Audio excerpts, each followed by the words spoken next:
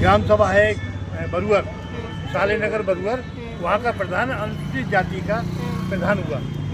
अनुसूचित जाति के प्रधान को जो हुआ तो उनकी आंखों में खटकने लगा पूर्व प्रधान की में।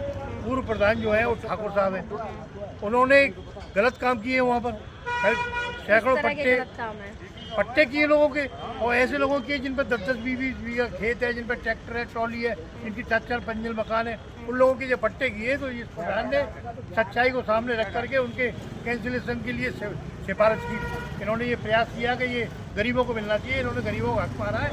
इसको लेकर उन्होंने कहा अच्छा सबक सिखाना है प्रधान को सबक सिखाने के लिए एक महिला को तैयार किया था। उस महिला से मुकदमा लिखाया, और वो महिला भी ऐसी है जो और जगह की कहीं की रहने वाली है, वो भी किसी के साथ ऐसी आई। उसने तमाम गांव वालों को, कईयों को ठगाए, किसी 10,000, किसी से 20,000, इस तरह से लेकर ठगाए।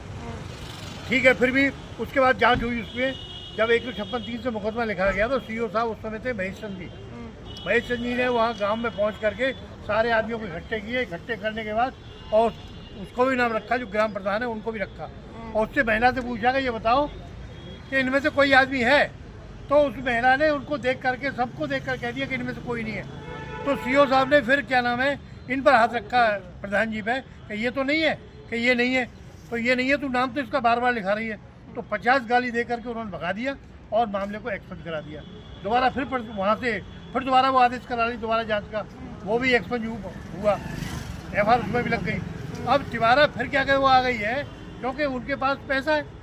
वो जो 40-50 आदमियों के पट्टे हुए हैं, वो पट्टे वाले सब इकट्ठे हुए हैं कि हमारी जमींदारी नहीं चली जाए, इसीलिए वो पैसा इकट्ठा करते हैं, और पैसा खर्च करने के बाद फिर वहाँ पहुँच के वहाँ से दोबारा आदेश करा लाए। अब की बार उन्होंने आदेश कराया अछनेरे के लिए। तो हम DCP साहब से मिले थे, हमने उनको पूरी बात बताई और ये बताया कि साहब ये ग्राम प्रधान तो इन्होंने मोहरा बना दिया है। प्रधान को तो ये डाउन इसलिए करना चाहते हैं कि जब तक ये रहेगा तब तक क्या कह रहे हैं, ये पट्टों को होने नहीं देगा, और पट्टे जब ही होंगे जब ये प्रधान दोबारा फिर लिखेगा।